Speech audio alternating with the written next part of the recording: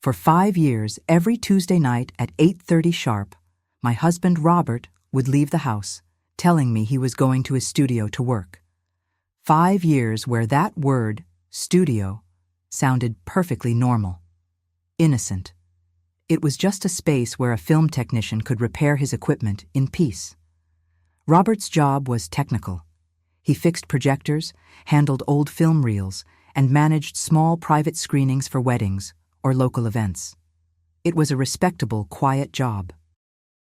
But there was always something in the way he said that word, an almost imperceptible hesitation, a slight tremor in his voice that I could never quite place, as if that door he closed every Tuesday night wasn't just protecting delicate equipment, but something else entirely, something that should never, ever see the light of day, something that, when I finally crossed that threshold, made me realize that the man sleeping next to me had never truly been my husband. He had been the guardian of the most terrible secret of my life. My name is Margaret, and I am 78 years old. I live alone now, in a small apartment in Harrisburg, surrounded by photographs of a life I had to rebuild, piece by piece, like a shattered mirror. What I am about to tell you is not easy to say. It never has been. But perhaps, in sharing this weight, someone else out there might find the strength that took me decades to build. I met Robert when I was still young. He was a few years older than me, a man with quiet, polite manners. He courted me patiently, talking to me about the films he'd seen, the stories that fascinated him. He seemed like a good man, a stable man, someone to build a family with. My parents were already gone by the time we married. I had lost them both a few years earlier, worn down by a grief that no medicine could cure, the grief of losing a child. My sister Susan had disappeared when we were still just girls. I was a little older, but we were as close as two people could be. Susan was so full of life, always dreaming, always planning a future filled with adventure. One day in September, she went out to meet a friend. She never came home. I remember the police officers coming to our house. I remember my father spending months, years, searching for her, handing out flyers, questioning anyone who might have seen her. I remember my mother, fading away. She stopped eating, stopped sleeping, stopped speaking. She extinguished slowly, like a candle in a breeze. My father followed her soon after. They said he died in his sleep, but I know he died of a broken heart. I was left completely alone. A hollow, aching void had opened up inside me, threatening to swallow me whole. When Robert asked me to marry him, I thought he was my salvation. I thought finally I would have a family again, someone to love me, someone to share the quiet life I so desperately craved. I married him with that naive hope, with a desperation hidden just beneath the surface. At first, everything seemed fine. Robert would go to his job, he'd come home, we'd eat dinner. We didn't talk a great deal, but I told myself that was normal. That marriage was made of comfortable silences and reassuring routines. Then, after a few years, that new habit began. Every Tuesday night, Robert would tell me he had to go to his studio. He explained that he'd rented a small, cheap space in a commercial block not far from our house. It was a place to keep his most delicate film equipment, the things he didn't want to leave at the main repair shop where he worked. He told me Tuesday night was the perfect time for maintenance, for cataloging film reels, for doing the precision work that required absolute quiet and concentration. I had no reason to doubt him. He always left at the exact same time, 8:30. He wore the same brown jacket, took his keys from the little wooden drawer in the entryway, and would say, "I'll be back in a few hours. Don't wait up." The door would click shut. I'd hear his footsteps fading down the stairs. And I would be left alone in our small home, doing what wives did, washing the dishes, tidying the living room, and waiting. Years passed like this. Years where that Tuesday night routine became as much a part of our lives as breathing. I never asked to see the studio. He never offered to show me. It was as if an invisible line existed between us, a boundary that neither of us dared to cross. But over time, I began to notice strange things, little inconsistencies that started to prick at the edges of my mind. Robert never, ever spoke about the work he did in that studio. When I'd ask him how it went, his answers were always clipped, always vague. Fine, all sorted. Or, I got that projector fixed. Nothing specific.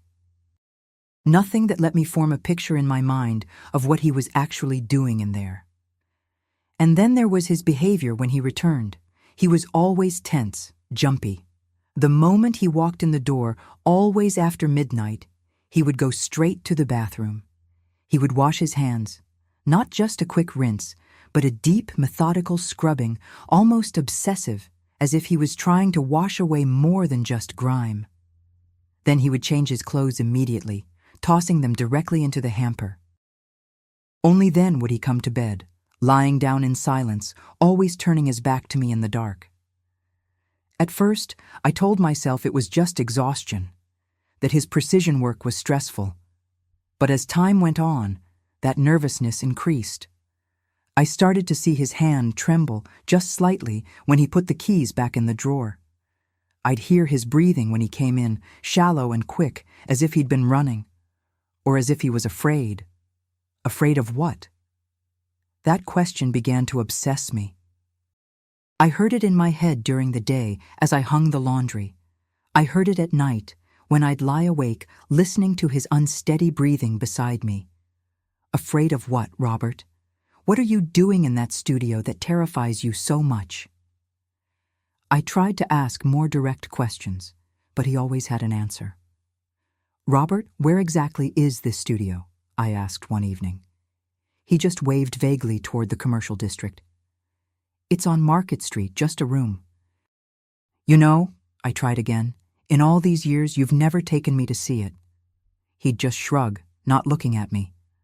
Margaret, it's just a dusty room full of tools and old equipment. It's boring, nothing you'd want to see. But I knew he was lying. I could see it in the way his gaze slid away from mine. I could hear it in the slight crack in his voice, the defensiveness that crept in whenever he spoke of that place. He wasn't protecting me from boredom. He was protecting something from me. And then, one evening, everything changed. It was winter.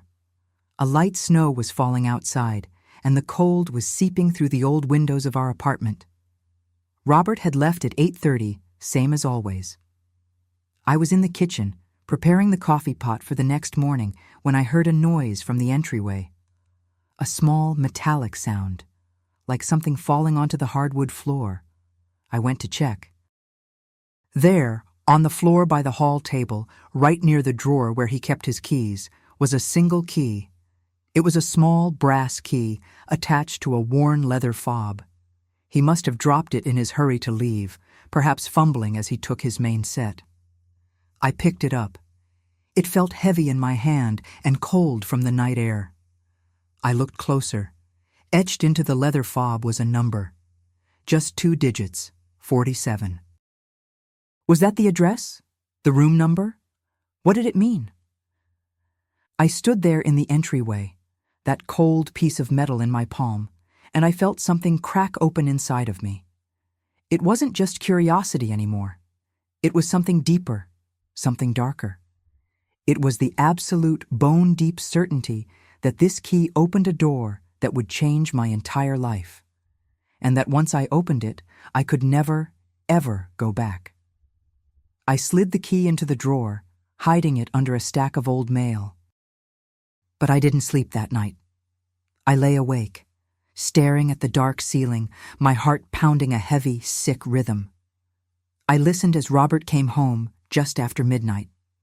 I heard the front door click. I heard him walk down the hall. I heard the water running in the bathroom, that long, obsessive washing. I heard him change his clothes. I felt the mattress dip as he lay down beside me, believing I was asleep.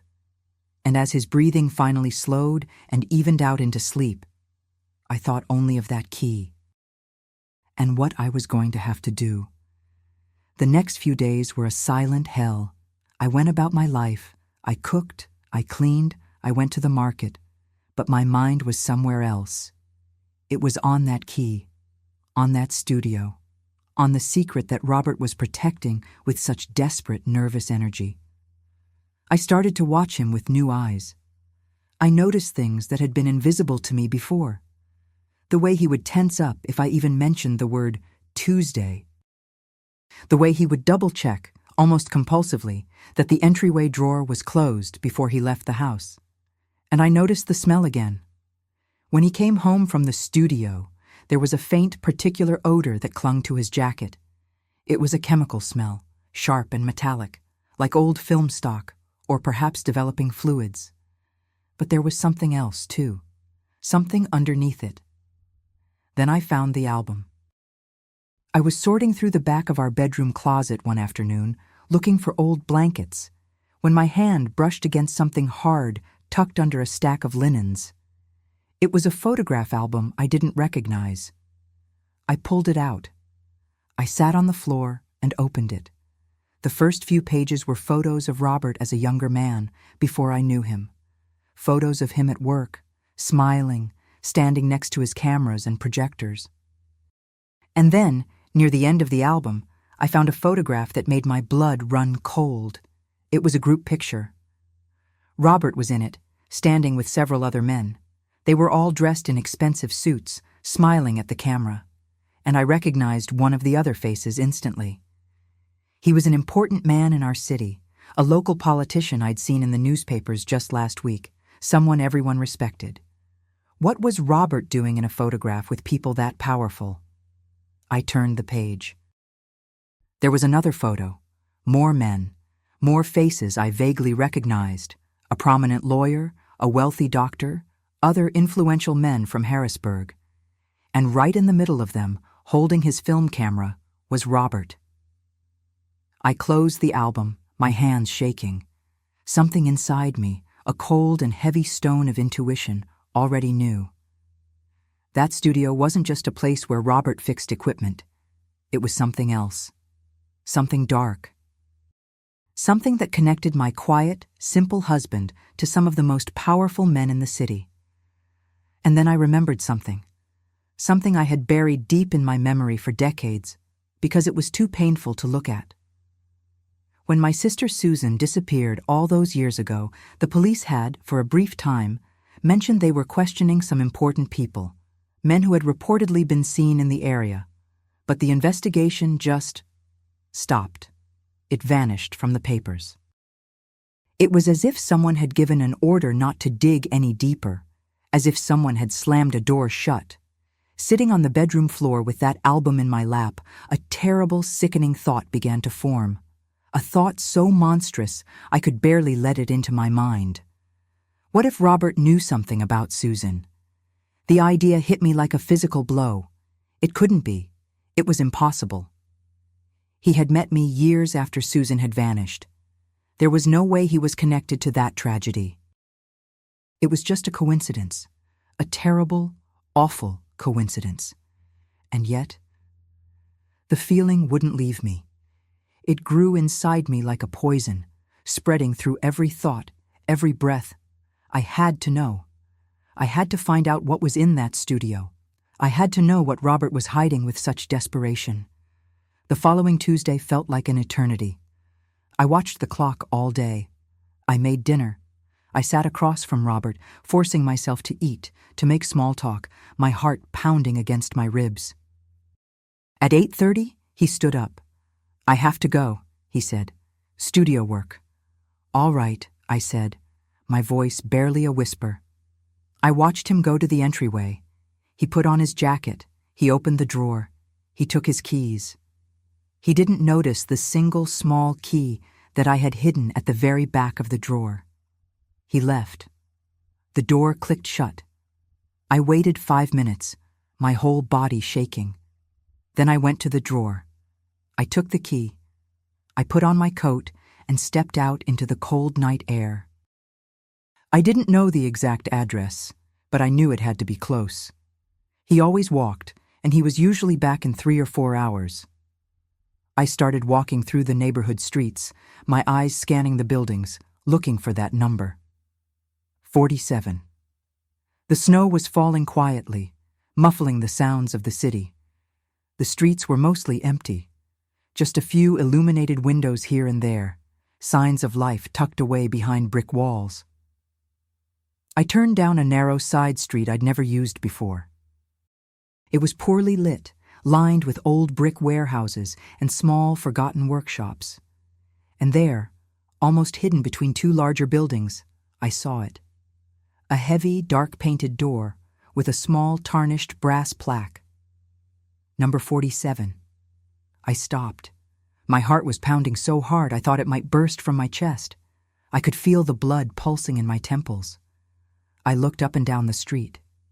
There was no one, just the silence of the falling snow. I stepped into the shadows of the doorway. I pulled the key from my pocket.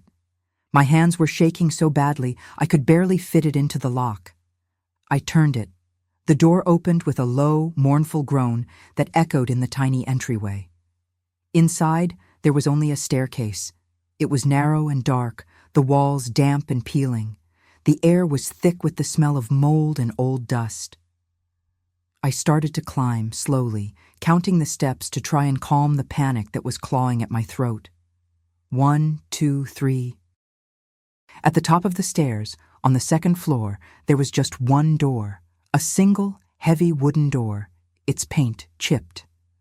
A newer, sturdy lock was set into the wood.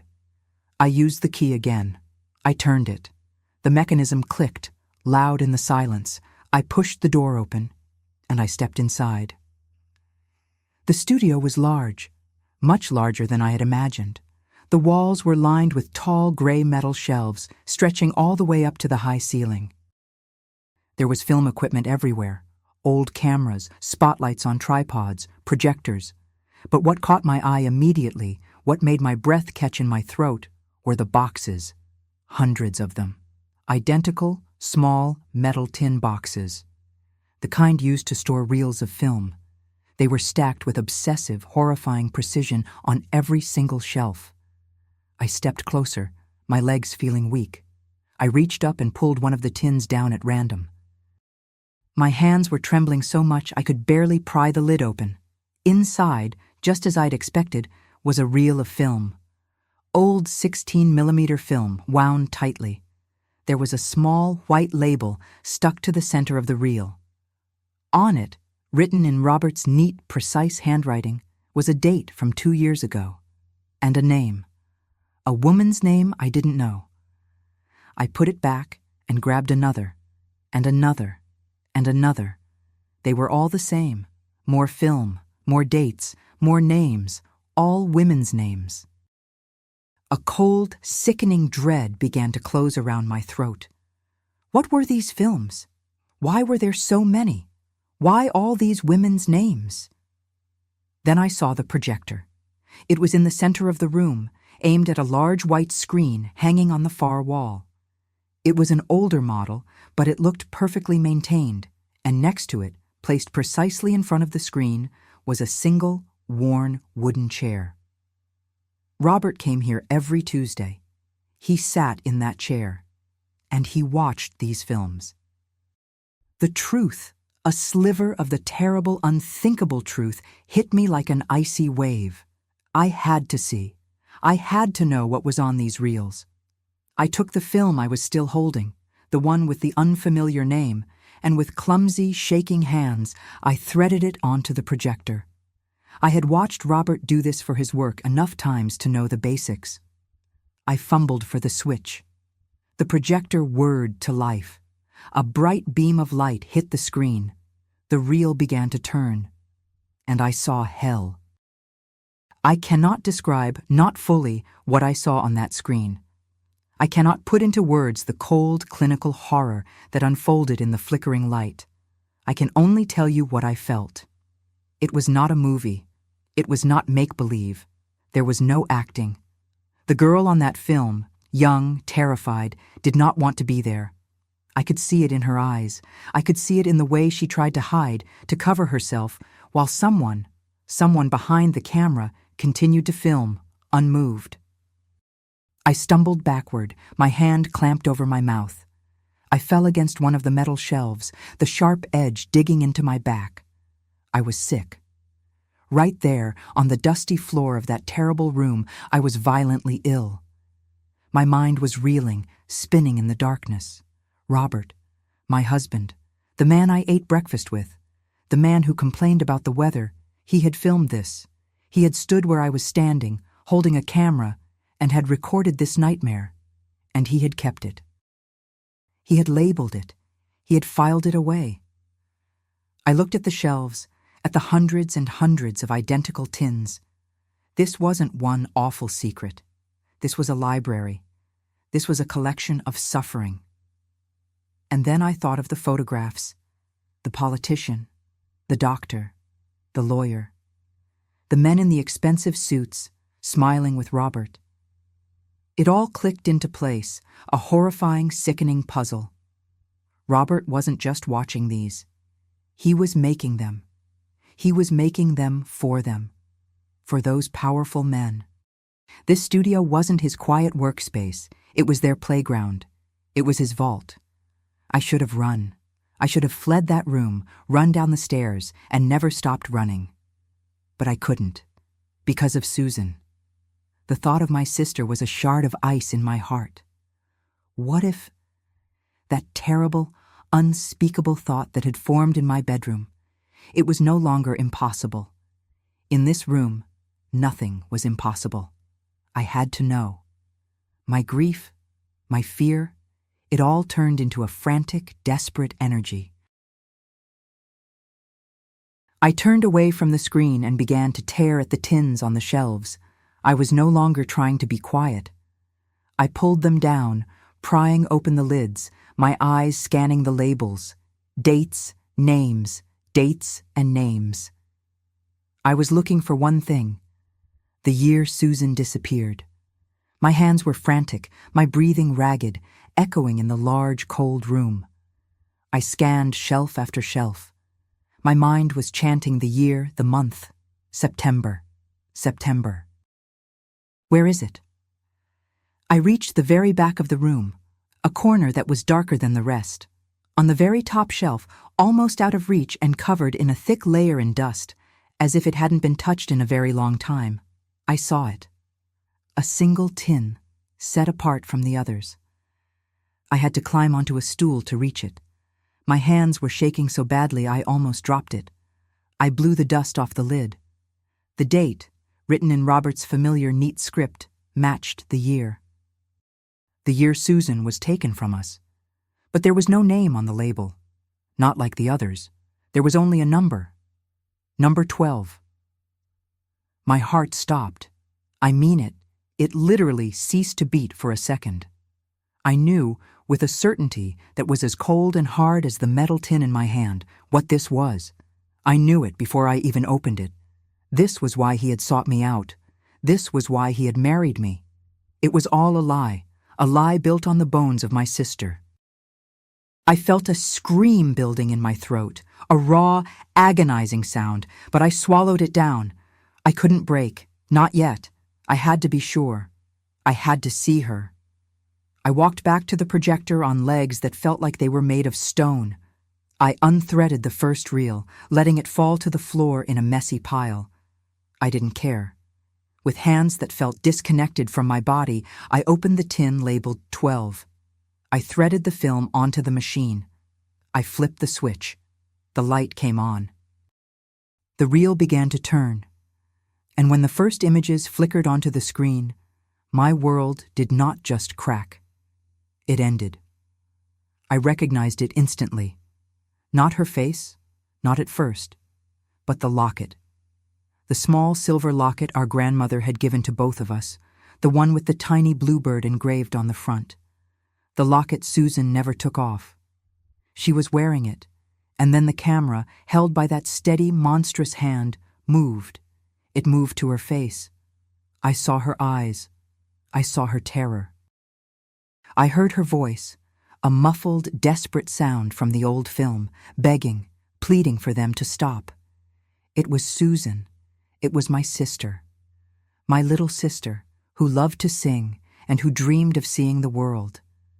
The sister my parents had died grieving for. The sister I had spent my entire adult life missing. A hollow space inside me that never healed. She was here, trapped. Trapped in this dark room, in this metal box, preserved forever in her final, most terrible moments by the man I had shared my bed with for 20 years. I collapsed.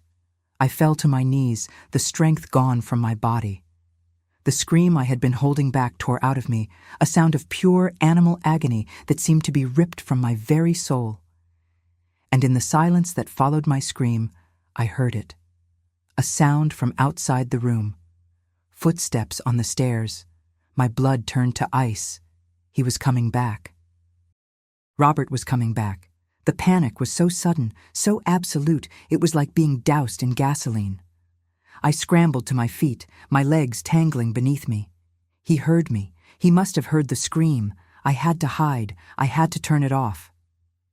I lunged at the projector, my hand fumbling for the switch. I slammed it off.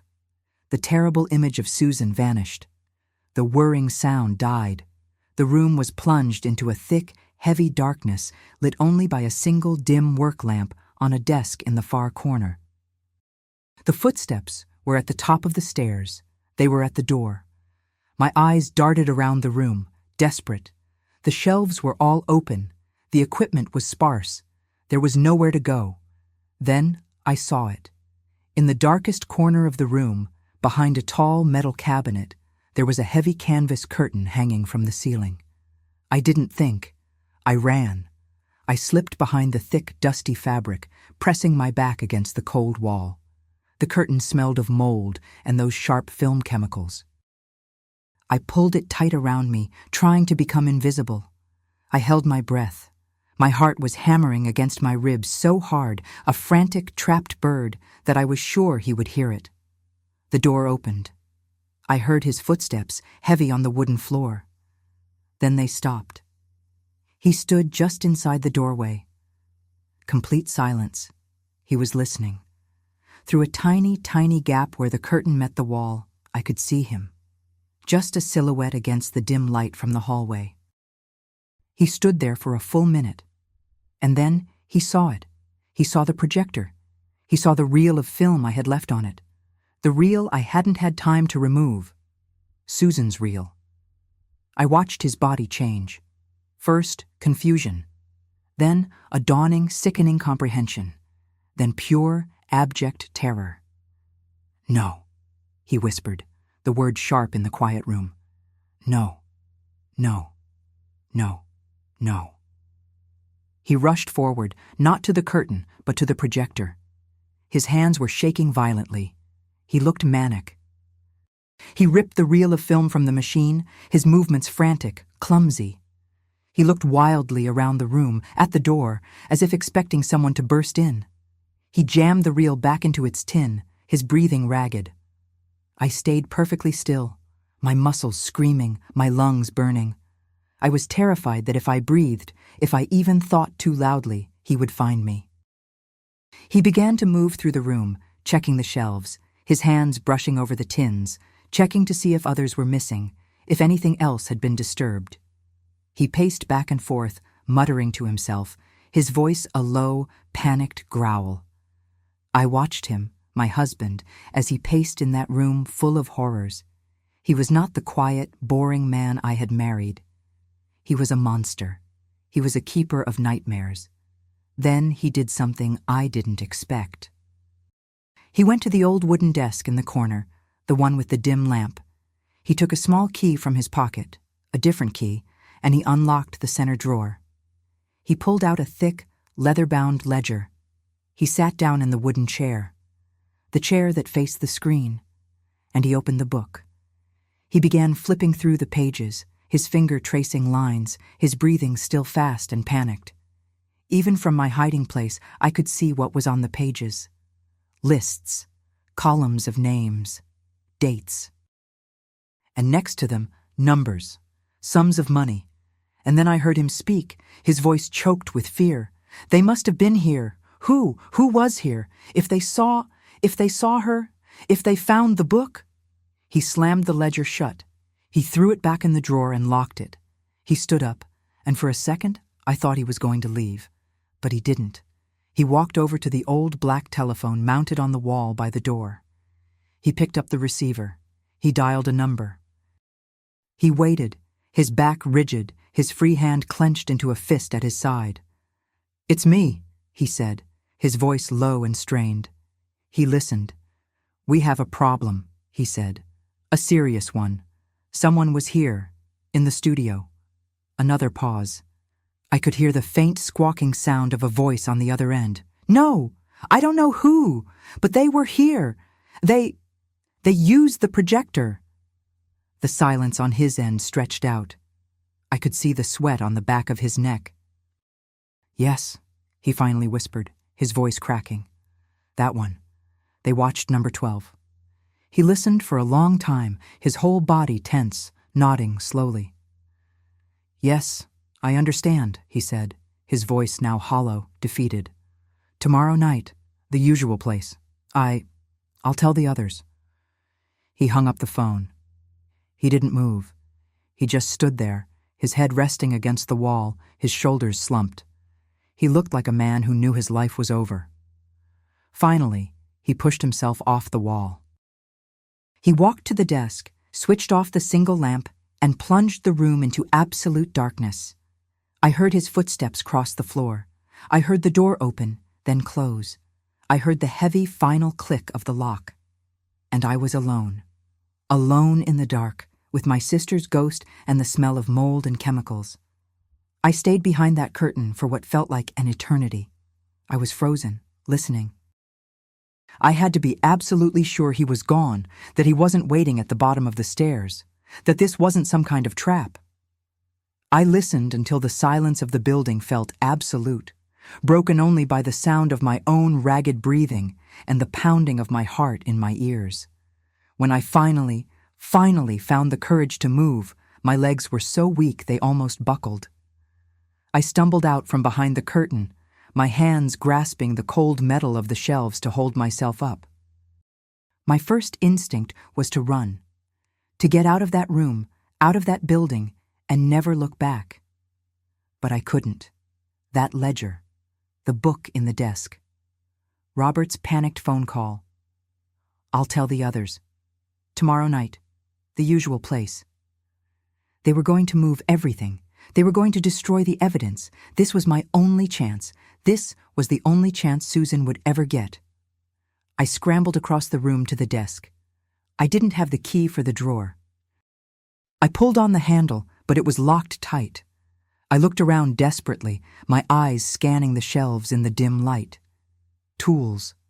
Robert had said it was a workshop. There had to be something. On a workbench against the far wall, among a clutter of wires and strange metal parts, I saw it. A heavy-duty screwdriver. I grabbed it and ran back to the desk. I jammed the metal tip into the space between the drawer and the desk frame, where the lock was. I put all my weight on it, my grief and my rage turning into a desperate, furious strength. The old wood groaned and splintered. With a loud crack, the lock gave way. I tore the drawer open. It was all there.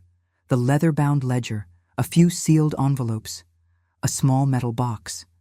I ignored everything else. I grabbed the book. My hands were trembling as I opened it. Just as I had seen from my hiding place, it was a record. A meticulous, horrifying record of their crimes. Page after page. A date. A name. Just a first name, like the ones on the film tins. A number, which I now knew corresponded to the tin. And then a list of other names, the names of the men who had paid, the names I had seen in the photographs, the politician, the doctor, the lawyer. Their names were repeated over and over, next to sums of money that made me feel sick. They weren't just watching, they were participating. They were paying for the privilege, and Robert, my husband, was the accountant. He was the historian of their evil. My fingers, numb and clumsy, fumbled through the pages, going back in time. I had to find it, and I did. A page from 24 years ago. The date was from September, the month Susan vanished. The name on the page was just a single letter. S. But I knew it was her, and underneath that S, there was a list of 5 names. 5 men who had paid, 5 men who had been there, 5 men who had... I couldn't finish the thought. I snapped the book shut, a new kind of sickness rising in me, hot, acidic rage. I had to stay clear. I had to think. Robert had said, tomorrow night. They were meeting. This was my chance, not just to get the proof, but to identify all of them, to see them with my own eyes. I couldn't take the whole book. It was too big, too obvious. He would know immediately what was missing. I did the only thing I could. I opened the ledger again to that first page with the politician's name. I tore it out. The sound of the paper ripping felt as loud as a gunshot in the silent room. I turned to the page with S. I tore that one out too.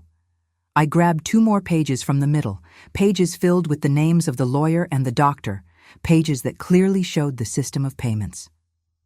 I folded the 4 sheets of paper, my hands shaking, and hid them deep in the inner pocket of my coat. I put the ledger back in the drawer. I closed it as best I could, but the wood was splintered and broken. He would know. He would know someone had been here and had taken something. I looked at the shelves, at the tin labeled 12. I wanted to take it. I wanted to take Susan home. But I couldn't. Not yet. If he came back and saw the book was damaged and the tin was gone, he would panic. He would call the others. They would scatter, and they would get away with it. I had to be smarter than him. I had to be colder. I forced myself to walk away from the shelves. I went to the door, my heart in my throat. I listened. Nothing. I unlocked the door. I stepped out into the dark hallway, closing it silently behind me. I relocked it, just as he had. I crept down the stairs, every step a new terror, expecting a hand to grab me from the darkness. I reached the front door. I slipped out into the alley and ran. I ran through the snowy, silent streets, not looking back, clutching the pocket of my coat. Every shadow looked like a man waiting for me. Every distant sound was a footstep following me. But I made it home. Robert wasn't back.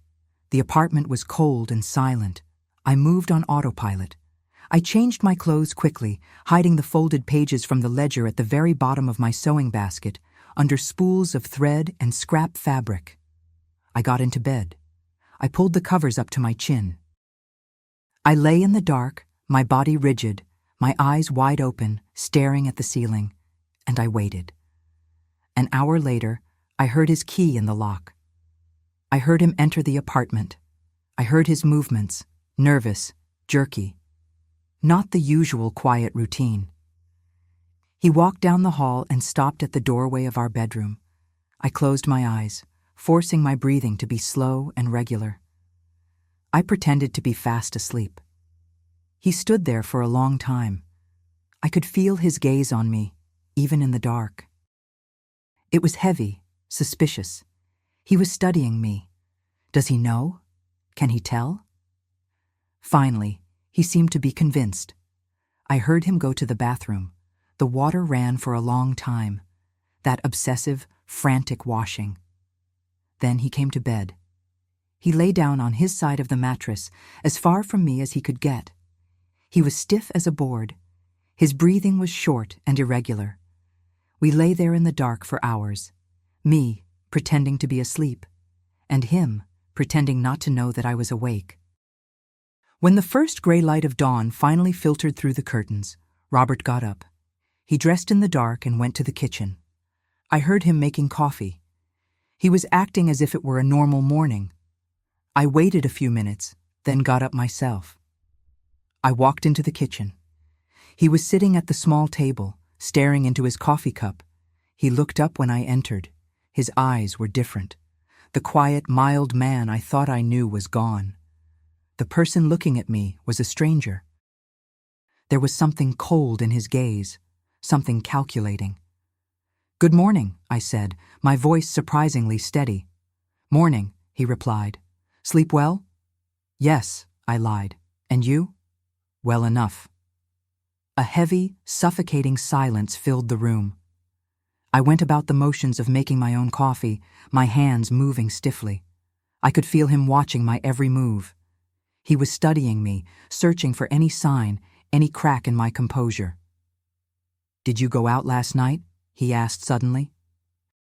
My heart hammered against my ribs. I kept my back to him, focusing on the coffee pot. No, why would I? No reason, he said, his voice casual. Too casual. Just thought I heard the front door. Must have been the neighbors, I said, finally turning to face him, forcing my expression to be one of mild confusion. He took a sip of his coffee. He didn't break his gaze. A strange thing happened last night, he said, his voice flat. I just waited. Someone was trying to spy on a meeting.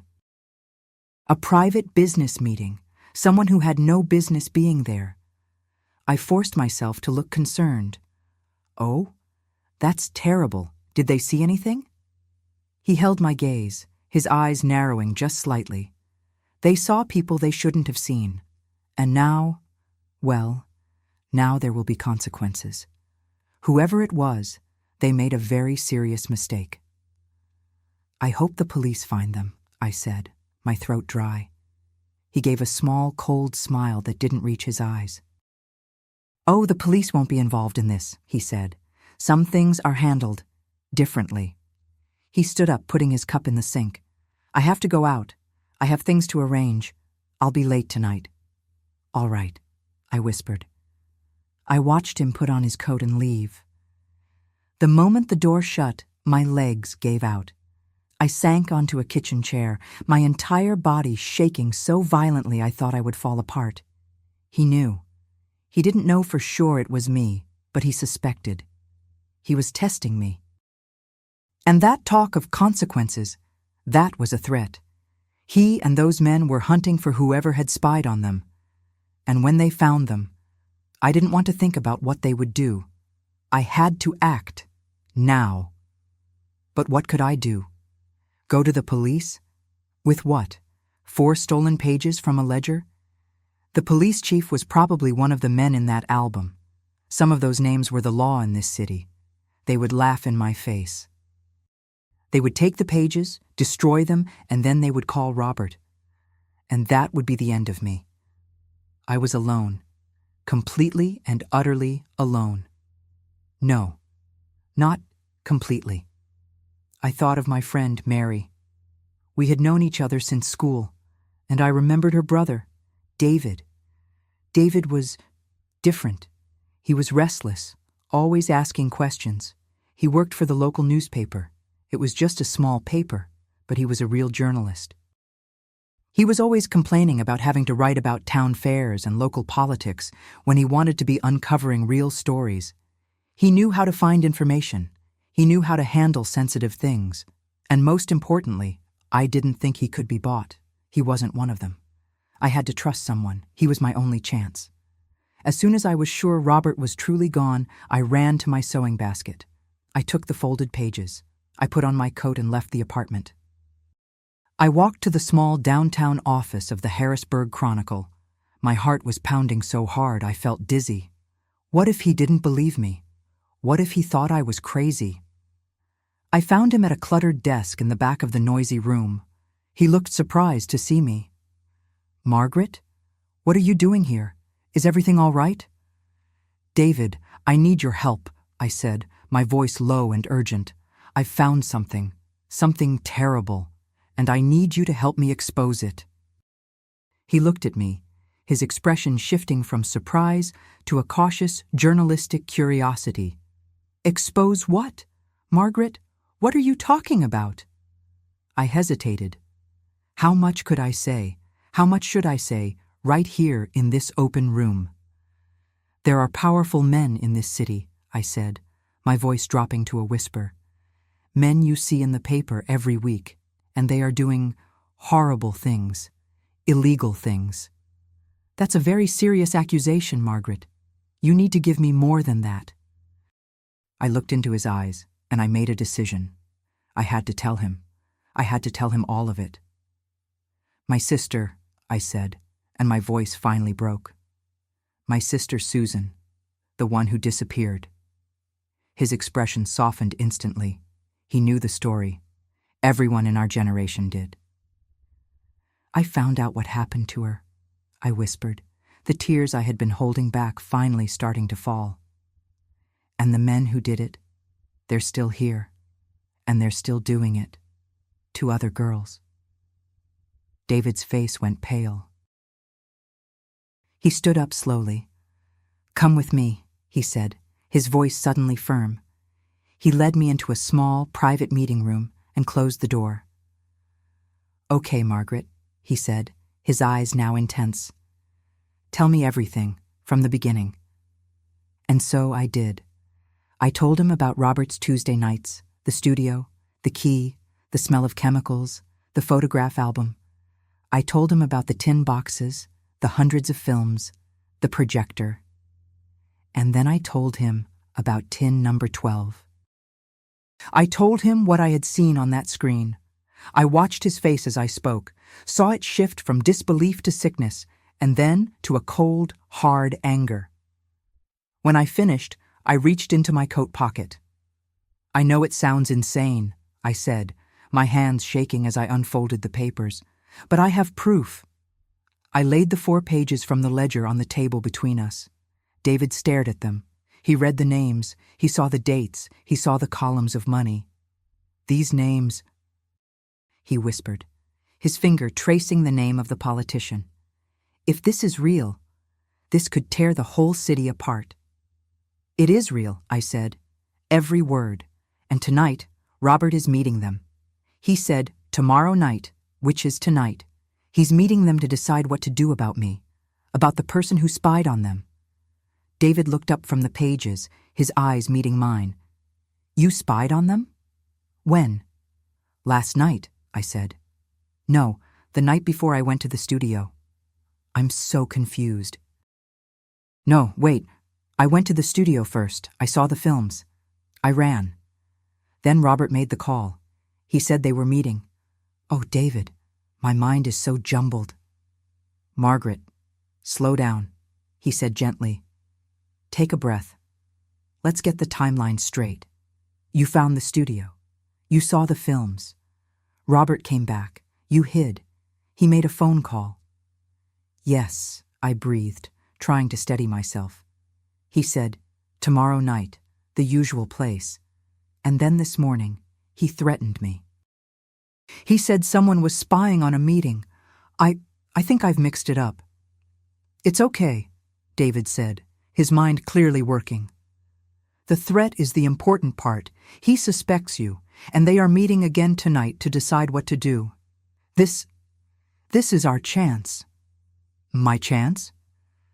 "Our chance," he said, his eyes suddenly alive with a fire I had never seen in him. "To catch them. If they're all meeting, we can get them, all at once." "But how?" "They'll be careful. They're already on alert." "You have to follow him," David said. "You have to find out where the usual place is. I'll come with you. I'll bring my camera. If we can get a photograph of all those men together at this secret meeting with these ledger pages, it will be enough. It will be the start of the end for all of them." My heart hammered against my ribs. "Follow him? David, that's insane. He suspects me. I know he does. He was watching me all morning. He'll be looking for me." "What if he sees me?" "He'll be looking for someone obvious," David said, his voice low and intense. "He'll be looking for someone peeking around a corner. He won't be looking for my old blue Ford parked half a block away. We won't be obvious. We'll be smart." He leaned forward, his hands flat on the desk, his eyes burning with a sudden, fierce energy. This was the story he had been waiting for. I realized it wasn't just about helping me. It was about this. The truth. "Margaret, listen to me," he said. "This is the only way. If we don't do this tonight, it's over. You said it yourself. He's meeting them. They're scared. Scared men do drastic things. By sunrise tomorrow, that studio will be empty. Those films, that ledger, all of it will be at the bottom of the river or in an incinerator. This is it. It's tonight or it's never. We have to find out where they're meeting. He was right. The thought of all that evidence, all that proof of what they did to Susan and to all those other girls disappearing into smoke, it made me feel sick with a new kind of rage. It wasn't just fear anymore. It was fury. "Okay," I said, my voice barely a whisper, but I meant it. "Okay, I'll do it. What do we do?" "You go home. Right now," he said, already in motion, grabbing his coat. "You act normal, or better yet, you act scared. Act like his threats this morning terrified you. Cook dinner. Sit in the living room. Don't do anything different. He said he'd be late." "He usually leaves at 8:30 for the studio," I said. "But this is different. He might leave at any time. And he's not the same, David. The man who left this morning, he's a stranger, a cold one." "I know. Which is why I'll be in place in an hour. I'll be parked at the end of your street, near the intersection, in my blue Ford. You'll be able to see me from your front window if you look." The second, the absolute second, he leaves the building, I want you to count to 60. Slowly. Then you put on your coat, you walk out, you come to my car, and you get in. Don't run, don't look around, just walk, like you're going to the corner store for milk. I nodded, my mind racing, trying to memorize the steps. "Okay, count to 60, walk, don't run, get in." "I'll handle the rest," he said. "Now go, and be careful, Margaret. Be so careful." The walk back to my apartment was the longest of my life. Every person I passed on the street seemed to be watching me. I felt as though the stolen ledger pages were burning a hole in my sewing basket. I felt like a criminal. When I got back, the apartment was still empty, cold, silent. But it didn't feel like my home anymore. It felt like his place, a trap. A stage set where I had played the part of a wife for 20 years, while the real man was somewhere else, doing the unthinkable. I did as David said. I tried to act normal. I went into the kitchen and started to prepare a simple dinner. My hands were shaking so badly I dropped a potato on the floor. I left it there. I sat at the kitchen table, just waiting. The sound of the clock ticking in the living room was a hammer blow, each tick a second closer to the moment I would have to face him. 7:00 p.m. 7:30 p.m. 8 p.m. My mind kept flashing back to that film, to Susan's eyes. I had to do this. I wouldn't let her down again. I wouldn't let my parents' memory be for nothing. This was for them. This was for every name in that book. At 8:10, I heard his key in the lock. My body went rigid. I stood up from the table, my hands clenched at my sides. He walked in. He looked tired, but the tension was still coiled in his shoulders. He didn't look at me, just walked past the kitchen. "I'm not hungry," he said, his voice flat. "I have to go out again." "Okay, Robert," I said, my voice small. I was playing the part of the cowed wife. He went into the bedroom. I heard him moving around. I crept to the living room window. I looked past the curtain, down the dark street. Just as he'd promised, the blue Ford was there, parked under a streetlight, a tiny, reassuring sign that I wasn't completely alone in this. Robert came out of the bedroom. He was wearing his heavy overcoat, not the light jacket he used for the studio. And in his hand, I heard the jingle before I saw them. Car keys. He hardly ever drove. He always walked to the studio. He was driving tonight. My heart sank. This would be harder. "I'll be very late," he said, his hand on the doorknob. He stopped and looked at me, his eyes cold and assessing. "Don't leave the apartment, Margaret. It's not safe out there tonight." Was it a warning? A threat?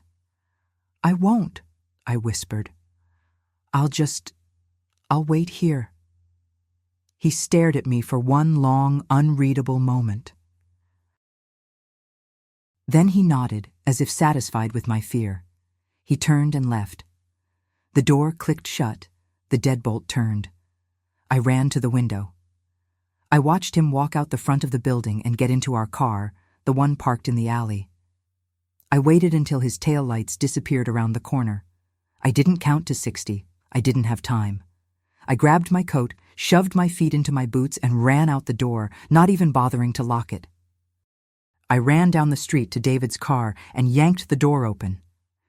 "He's in his car," I said, breathless, tumbling into the passenger seat. "He's driving. He just left." "I saw him," David said, his voice tense. He already had the engine running. "Okay, buckle up. We stay as far back as we can. We just need to keep his taillights in view. We lose him. It's all over."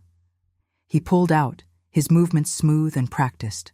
We saw Robert's car 2 blocks ahead, waiting at a red light. "Good," David muttered. "We've got him." The drive was agonizing. Robert wasn't driving toward the commercial district. He wasn't going to the studio. He was driving out of the city. He took the main highway heading north toward the old industrial sector. "Where is he going?" I whispered, my hands twisted in my lap. "Somewhere quiet," David said, his eyes fixed on the red dots of Robert's car, 3 cars ahead of us. "Somewhere private, somewhere no one would ever look." For 20 minutes, we followed. Past the last of the streetlights, past the edge of the suburbs, into the dark, forgotten part of the county where the old factories and mills had closed down decades ago. The roads were dark, flanked by skeletal trees and the ghosts of dead businesses. Then, Robert's car signaled. He was turning. He turned off the main highway onto a narrow, unpaved service road that disappeared into a black patch of woods. "He'll see our headlights," I hissed. "I know." David slowed down, letting Robert get further ahead. Then, he pulled over to the side of the highway, just before the turn, and cut the engine and the lights. We were plunged into absolute darkness. "What are you doing? We'll lose him." "Shh, wait," David said. We sat in the dark, my heart pounding. "Count to 20. He needs to be far enough ahead that he won't see our lights in his mirror." It was the longest 20 seconds of my life. "Okay," David said. He turned back onto the service road, but he didn't turn on his headlights. He drove slowly, navigating by the faint, gray light of the moon on the snow. It was terrifying. The car bumped and jolted over the frozen, rutted road. We went on like that for what felt like miles. "There," David whispered, pointing. Ahead of us, through a stand of barren trees, a building was silhouetted against the night sky. It was a massive, derelict warehouse. And parked in the cracked, weed-choked lot in front of it were other cars, expensive cars, a dark, sleek Cadillac, a heavy Lincoln. I could see Robert's car parked near them. "This is it," David whispered, his voice awed. "This is the usual place." He pulled our car off the road, tucking it behind the ruins of a collapsed brick building, maybe 100 yards away. He cut the engine. The silence was immediate and heavy. We watched as Robert got out of his car. He looked around nervously, his shoulders hunched against the cold, and then he hurried to a small side door on the warehouse and disappeared inside. "Okay, Margaret," David said, grabbing his camera from the back seat. "You stay here. Lock the doors. I'm going to try and get closer. I just need one picture." "No," I said. The word was out of my mouth before I could even think. "I'm coming with you. I have to see them. I have to see the men who were on that page. The men who were with Susan." "Margaret, that's not a good idea. It's too dangerous." "I don't care," I said, and my voice wasn't shaking anymore. It was cold, hard. "I've come this far. I'm seeing this through. I am going to see the men who murdered my sister." David looked at me for a long moment in the dark. He saw the resolve in my eyes. He nodded once. "Okay, but you stay behind me. You do exactly what I say. And if I tell you to run, you don't ask why. You just run back to this car. Do you understand me?" "I understand." We got out of the car, the cold hitting me like a slap. We moved slowly, crouching low, using the shadows and the skeletons of old machinery scattered in the yard for cover. The snow crunched under our boots, and every sound seemed to echo in the vast, dead quiet. We crept toward the side of the warehouse. It was a huge, crumbling brick structure.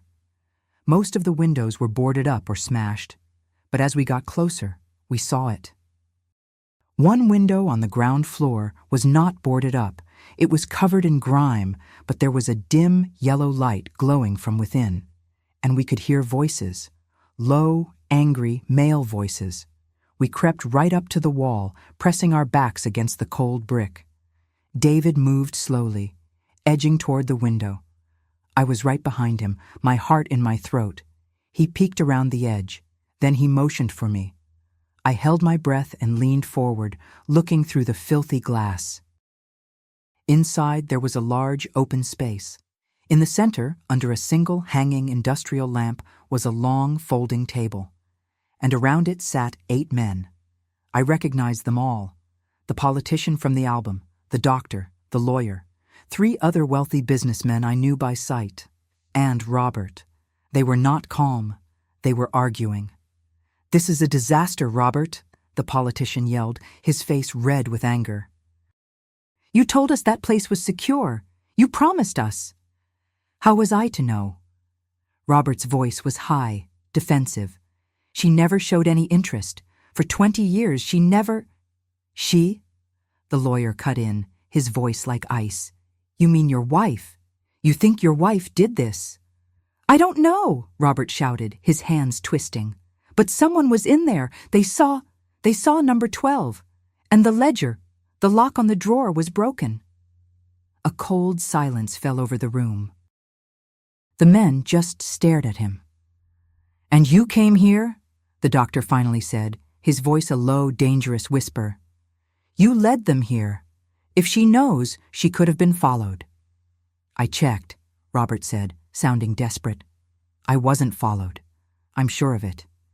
"This is it," David whispered next to me. "This is everything." He lifted his camera. He braced it against the window frame to keep it steady. I watched, frozen in horror, as he started to work. The click of the shutter, followed by the whir of the flashbulb, was the loudest sound I had ever heard. It was like a bomb going off in the silence. Inside the room, every man froze. Their heads snapped toward the window.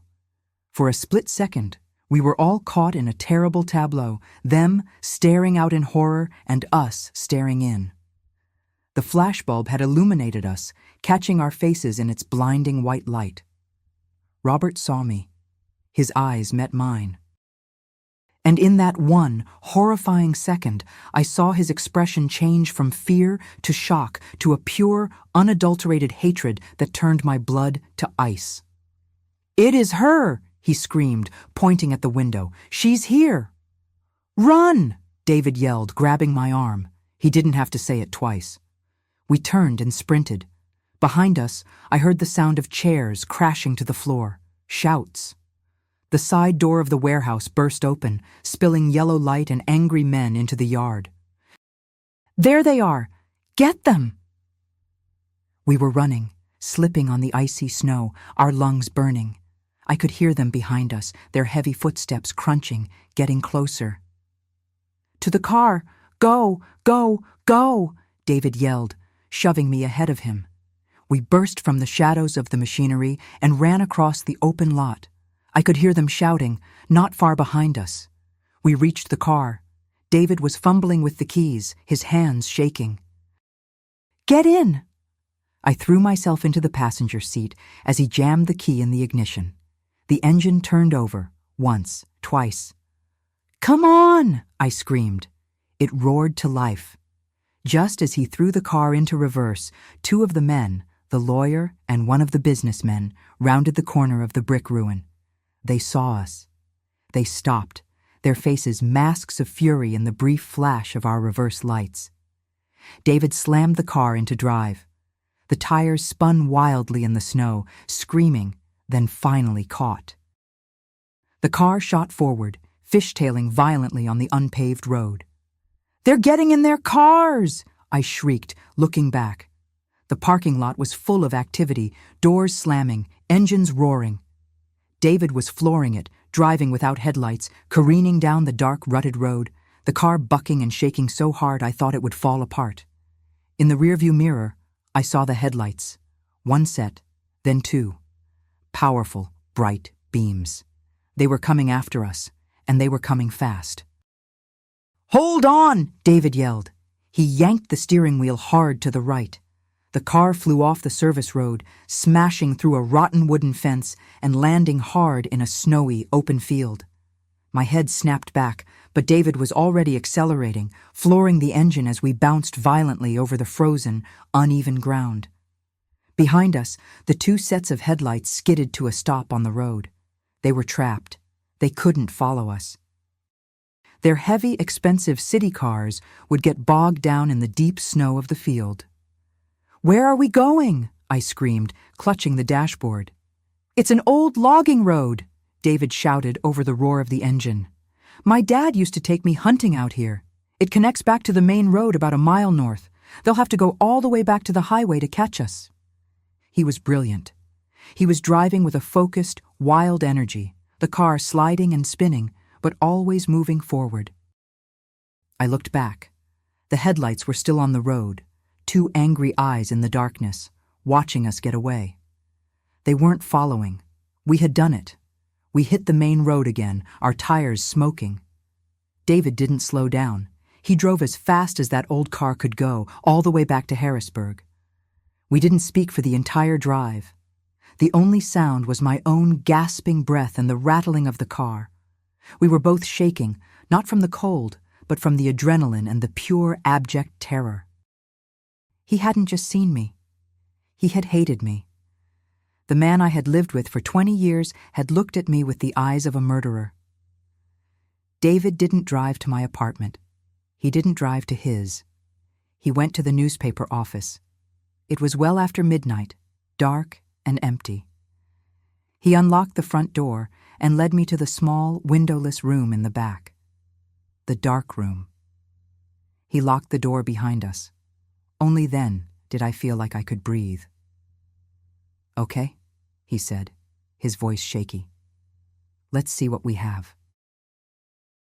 I slumped onto a stool while he worked under the dim, red safety light, his hands moving with practiced speed in the chemical baths. I was numb. My mind was just playing that moment over and over. The flash, Robert's face, the hatred, the chase. After what felt like an hour, David clipped the wet photographs to a line. He turned on the main light. We stood there, looking at them.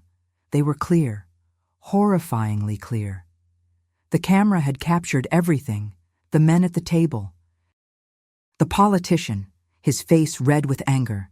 The doctor, his expression cold. And Robert, looking desperate.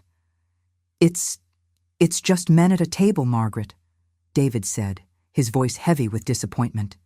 "It proves they were there. It proves they were meeting. But it doesn't prove why. They're lawyers. They'll tear this apart. They'll say Robert was blackmailing them. They'll say they were the victims. We don't have enough." "We have this," I said. My hand was shaking so badly I could barely get the folded papers out of my coat pocket. I laid the 4 ledger pages on the counter next to the photos. David picked them up, his eyes scanning the lists of names and numbers. "Yes," he said, a new energy in his voice. This is the proof. The photos corroborate the meeting. The ledger explains what they were meeting about. This is it. This is everything." "So we go to the police?" I asked, my voice small. David looked at the photographs again, his finger tapping the face of the lawyer. "His brother-in-law," he said, "is the chief of police. His best friend is the district attorney.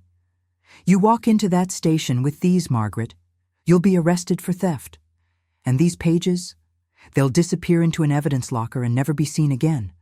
We can't go local. It's not safe." I felt the hope drain out of me, leaving a cold, heavy dread.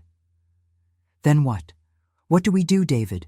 We can't just do nothing. They're coming for us.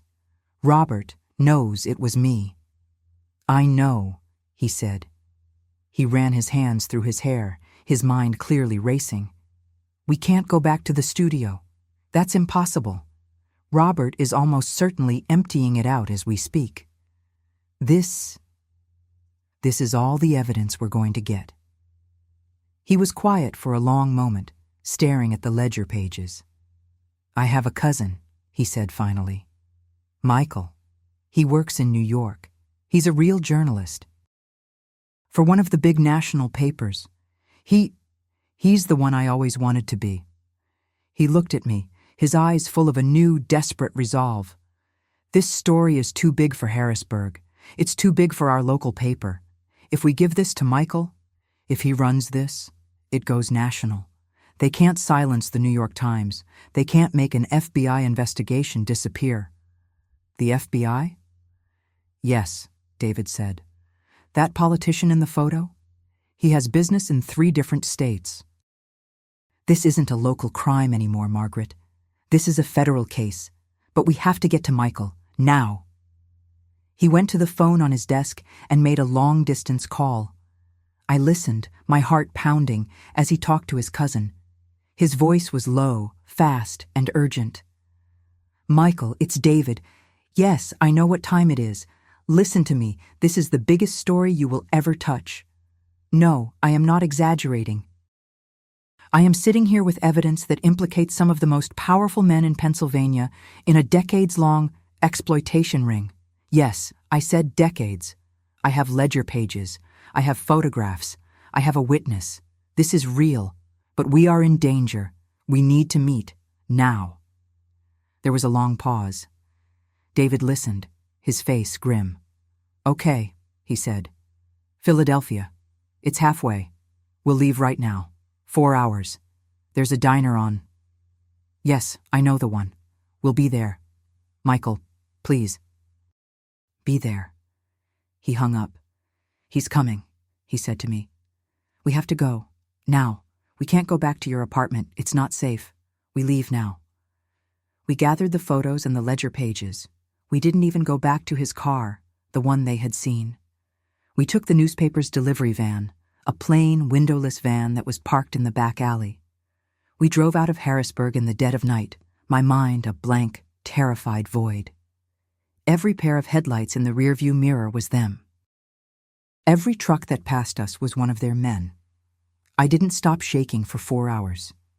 We met Michael in a 24-hour diner in Philadelphia, just as the sun was starting to stain the sky a weak gray color. He looked like David, but older, more tired, with a sharp, assessing gaze that missed nothing. We sat in a booth in the back. Without saying a word, David slid the envelope containing the photos and the ledger pages across the table. Michael opened it. He looked at the photographs first. He frowned. It's just men at a table, David. Read the rest, David said. Michael unfolded the ledger pages. He read the first one. His expression didn't change. He read the second one, then the third. Then he read the 4th page, the one with the S on it. He slowly looked up, not at David, but at me. His sharp, journalistic eyes had softened. There was a look of profound, human horror in them. Who is S? He asked, his voice quiet. My sister, I whispered. Susan. She disappeared 24 years ago. My husband, the man in that photograph, he was one of them. He was the one filming. For the next hour, I told him everything. The studio, the Tuesday nights, the key, the smell, the hundreds of tins, the projector. And I told him what I saw on film number 12. Michael just listened. He didn't take notes. He just watched me, his gaze never wavering. When I finished, he put the ledger pages and the photos back in the envelope. He slid it into his briefcase. You're right, David, he said, his voice now cold and hard as steel. This isn't a newspaper story. Not yet. A story this big with no physical films. These men will sue us into oblivion. They'll claim it's all forged. We need to do this the right way.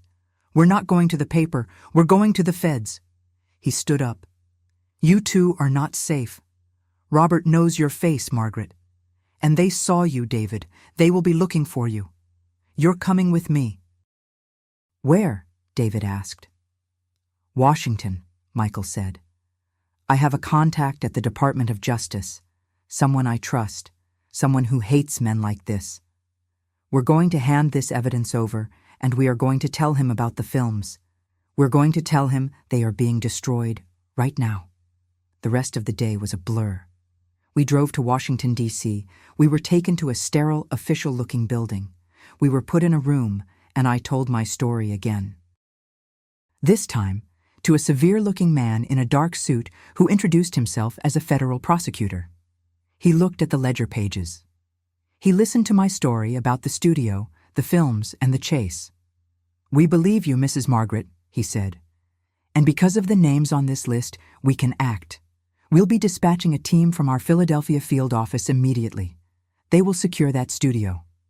"But Robert will have moved them," I said, my voice filled with despair. "It's too late. The evidence is gone." "He may have moved some," the prosecutor said, "but you said there were hundreds. That's not easy to move quickly or quietly. He's scared. He'll be making mistakes. We have to try." He had us taken to a safe house, a small, guarded apartment. And we waited. We waited for 2 days. 2 days of agonizing silence, not knowing what was happening. David tried to be optimistic, but I could see the fear in his eyes. On the 3rd morning, Michael came to see us. He was holding a copy of the New York Times. The headline was massive. It took up the entire front page. "Pennsylvania Corruption Ring Uncovered. Prominent Leaders Arrested in Decades-Long Abuse Scandal." I just stared at it. "They got them, Margaret," Michael said, his voice thick with emotion. "They got them all." He told us what had happened. The FBI had raided the studio. Robert wasn't there. He had fled. But he had been clumsy in his panic. He hadn't been able to move all of it. The shelves were half empty, but he had left behind dozens of tins. And in his haste, he had left the most important one. Tin number 12. The FBI had also raided the warehouse. They had raided the homes and offices of every man in those photographs. They were all in custody. The politician, the doctor, the lawyer, all of them. "And Robert?" I asked, my voice hollow. I had to know. Michael's expression turned grim. "They found him," he said quietly. "Yesterday afternoon. In a motel outside the city. He took his own life, Margaret. He was found before the agents could even get to him. He left a note. It confessed to everything." I didn't know what to feel. Relief? Grief? I felt empty. The monster who had orchestrated my sister's death, the man who had lived a lie beside me for 20 years, was gone. He had chosen a coward's way out. The weeks that followed were a waking nightmare. The trial was a national sensation. I had to testify. I had to stand in a courtroom, in front of the world, and talk about Susan. I had to talk about Robert. I had to face the wives and children of the men who sat there, their faces pale and drawn, as the evidence was presented. The ledger pages, the photographs. And in a closed session, for the judge and jury only, they played the films. The men were all found guilty. They were sentenced to life in prison. Their powerful, respectable lives were over, buried under the weight of their own monstrous secrets. When it was all over, when the cameras were gone and the headlines had faded, I was left alone. My apartment, the one I had shared with Robert, was a place I could never return to. It had been sold, its contents seized. I was alone, with nothing but the ghost of my sister and the knowledge of what had happened. I fell into a dark place. For months, I could barely function. David and his sister Mary helped me. They found me a new, small apartment. They made sure I was eating. But I was lost. The world had become a dark, terrifying place. Then, about 6 months after the trial, I received a letter. It was from the prosecutor's office. It was a letter from a young woman named Linda. She had read about the trial.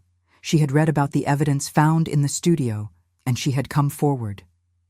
"Dear Mrs. Margaret," the letter began, the handwriting shaky. "You don't know me, but I am one of them. I am one of the names from that ledger. I was 16. I thought my life was over. I have lived in silence and shame for 10 years. When I read what you did, when I saw that you had brought them to justice, you gave me my voice back. You saved my life. I read that letter until the paper was soft and worn from my tears. I hadn't been able to save Susan. It would always be too late for her. But I had saved Linda. And maybe, I realized, there were other Lindas out there. It was a small, fragile thought, but it was the first spark of light I had felt in a very long time. I started a support group, just a few women, meeting in my tiny living room. Women who had been hurt, women who had been silenced, women who, like me, were trying to find a way to live with the ghosts of their past. Slowly, over years, that group grew. We found a small office. We got funding. We hired therapists. We helped hundreds of women. Women who had been victims of men like Robert and men who were nothing like him, but who left the same scars. I found my purpose. It wasn't the life I had ever wanted. It wasn't a life of quiet, married happiness. It was a life forged in the absolute darkest pit of human cruelty. But it was a good life. It was a life that mattered. I couldn't bring Susan back. I will carry the pain of her loss and the horror of what I saw with me until the day I die. But her memory is no longer just a source of pain. Her memory is the fire that fueled a revolution. It is the rock on which all this healing was built. I honored her. I finally gave her justice. And in doing so, I found a way to save myself. Thank you for listening to me today, for allowing me to share with you this intimate chapter of my life. If my story has touched you, please don't hesitate to leave a like on this video and subscribe to this channel to discover other testimonies like mine. And please share it, because who knows? Maybe someone going through a similar trial right now will find the courage to keep searching, to hope, to believe in the impossible. Tell me in the comments, where are you listening from today? Thank you from the bottom of my heart for listening to me.